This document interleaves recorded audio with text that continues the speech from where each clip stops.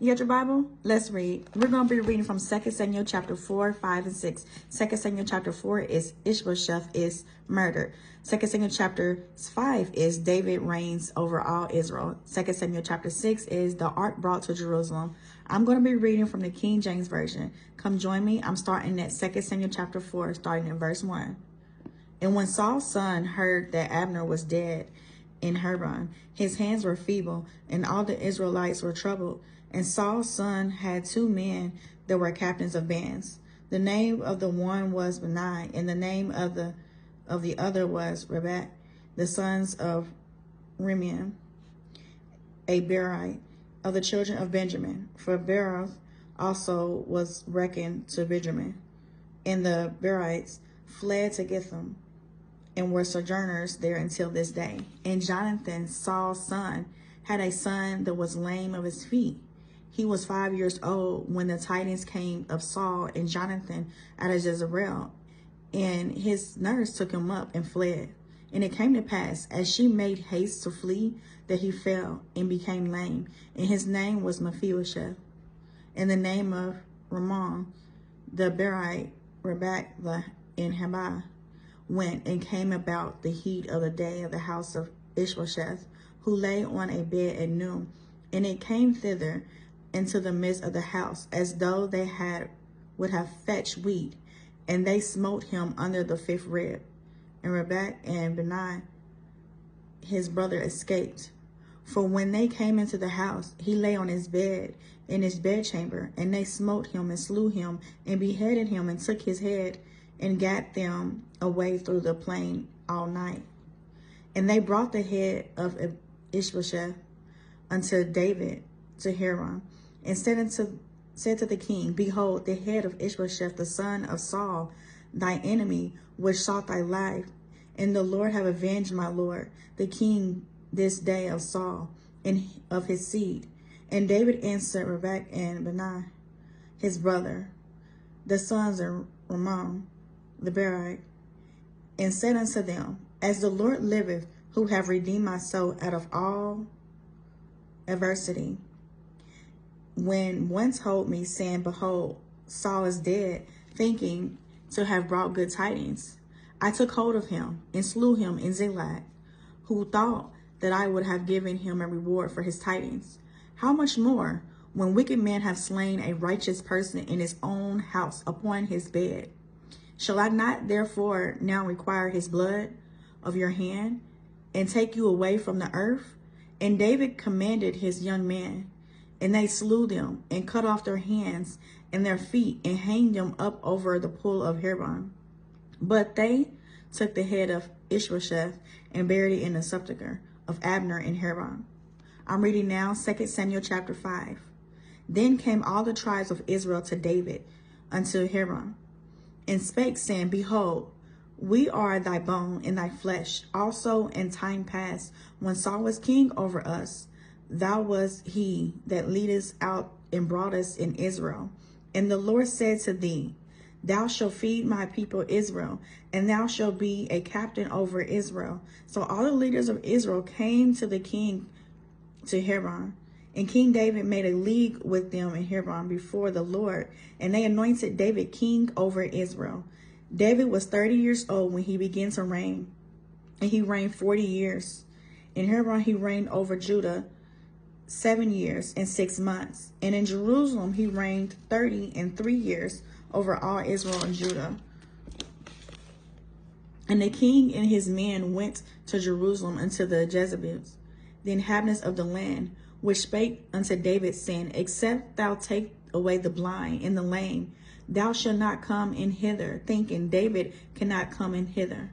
Nevertheless, David took the stronghold in Zion. The same is the city of David. And David said on that day, Whosoever getteth up to the gutter and smitteth the Jebusites and the lame and the blind, and that are hated of David's soul, he shall be chief and captain. Wherefore they said, The blind and the lame shall not come into the house. So David dwelt in the fort and called it the city of David. And David built round about from Michal and inward. And David went on and grew great, and the Lord God of hosts was with him. And Hiram, king of Tyre, sent messengers to David, and cedar trees, and carpenters, and masons, and they built David an house. And David perceived that the Lord had established him king over Israel, and that he had exalted his kingdom for his people Israel's sake. And David took him more concubines and wives out of Jerusalem after he was come from Hebron. And there were yet sons and daughters born to David, and these be the names of those that were born unto him in Jerusalem: Shema, and Shobab, and Nathan, and Solomon, and Michal, also Elisha, and Nephil, and Zephi, and Elishma, and Ladad, and Eliphalet. But when the Philistines heard that they had anointed David king over Israel, all the Philistines came up to seek David, and David heard of it and went down to the hold. And the Philistines also came and spread themselves in the valley of Rephaim. And David inquired of the Lord, saying, Shall I go up to the Philistines? Wilt thou deliver them into my hand? And the Lord said unto David, Go up, for I will doubtlessly deliver the Philistines into thy hand.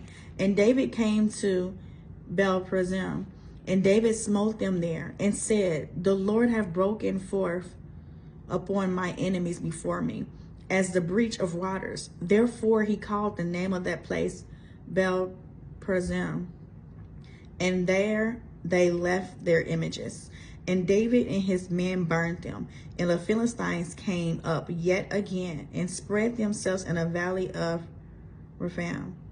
And when David inquired of the Lord, he said, Thou shalt not go up, but fetch a compass behind them, and come upon them over against the mulberry trees. And let it be, when thou hearest the sound of a going in the tops of the mulberry trees, that thou shalt bestir thyself. For then shall the Lord go out before thee to smite the host of the Philistines. And David did so, as the Lord had commanded him, and smote the Philistines from Geba until thou come to Uzzah. I'm reading the last chapter. It is 2 Samuel chapter 6. Again, David gathered together all the chosen men of Israel, 30,000, and David arose and went with all the people that were with him in Belial of Judah, to bring up from thence the ark of God, whose name is called by the name of the Lord of hosts, that dwell between the cherubims. And they set the ark of God upon a new cart, and brought it out of the house of Abinadab, that it was in Gabal. And Uzzah and Eo, the sons of Abinadab, drave the new cart, and they brought it out of the house of Abinadab, which was in Gabal, accompanying the ark of God. And Uzzah went before the ark, and David and all the house of Israel played before the Lord on all manner of instruments made of fir wood, even of harps, and on psalteries, and on timbrels, and of cornets, and on cymbals. And when they came to Nahon's threshing floor, Uzzah put forth his hand to the ark of God, and took hold of it, for the oxen shook it. And the anger of the Lord was kindled against Uzzah, and God smote him there for his error, and there he died by the ark of God. And David was displeased, because the Lord had made a breach upon Uzzah. And he called the name of that place Perez Uzzah to this day. And David was afraid of the Lord that day, and said, How shall the ark of the Lord come to me? So David would not remove the ark of the Lord unto him into the city of David. But David carried it aside into the house of Obed-Edom the Gittite.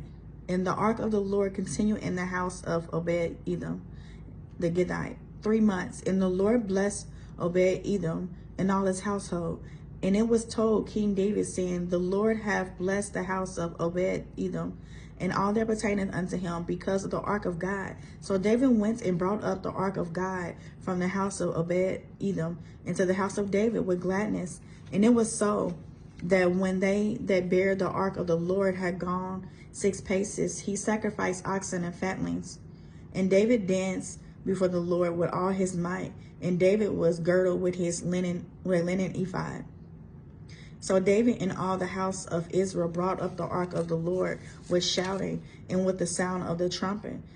And as the ark of the Lord came into the city of David, Michal, Saul's daughter, looked through a window and saw King David leaping and dancing before the Lord.